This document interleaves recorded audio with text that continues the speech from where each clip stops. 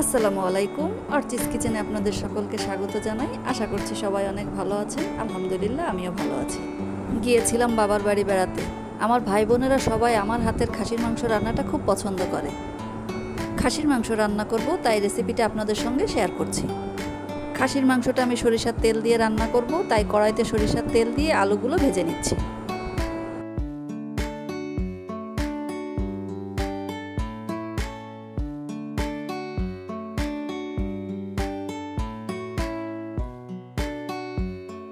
আলুগুলো বাদামি রং করে ভেজে বাটিতে তুলে রাখলাম।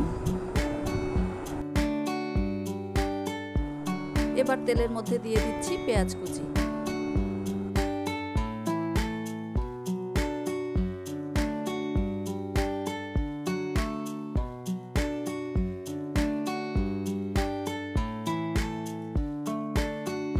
পেঁয়াজগুলো হালকা ভেজে একে একে সব মশলাগুলো দিয়ে দেব।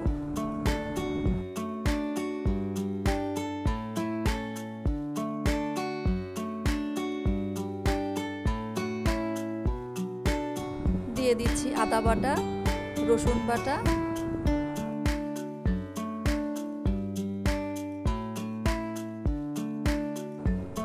হলুদের গুঁড়ো, শুকনো মরিচের গুঁড়ো, স্বাদ মতো লবণ,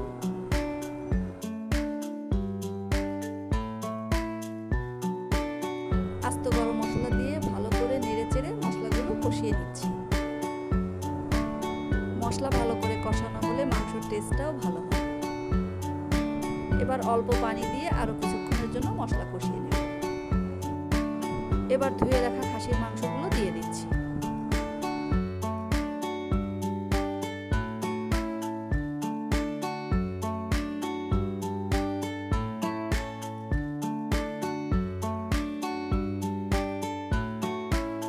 নাড়াচাড়া করে প্রায় 15 থেকে 20 মিনিটের মতো মশলার সাথে মাংসগুলোকে আমি কষিয়ে নিয়েছি।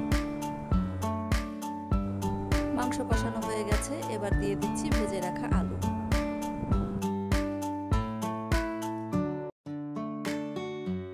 আরো দিয়ে দিচ্ছি 4-5টা আস্ত রসুন। রসুনগুলো মাংসের সাথে খুব ভালো লাগে। আলুর সাথে মাংসগুলোকে আরো কিছুক্ষণ কষিয়ে ঝোলের পানি দিয়ে দিচ্ছি। ঝোলের পানি দিয়ে ঢেকে রান্না করে নিব। মাংস প্রায় রান্না হয়ে এসেছে, এবার উপর থেকে গরম মশলার গুঁড়ো দিয়ে দিচ্ছি। এবার আস্তে জালে আরো কিছুক্ষণ রান্না করে নামিয়ে নেব। আমার রেসিপিটা যদি ভালো লাগে প্লিজ আমার চ্যানেলটিকে সাবস্ক্রাইব করবেন। সবাই অনেক ভালো থাকবেন।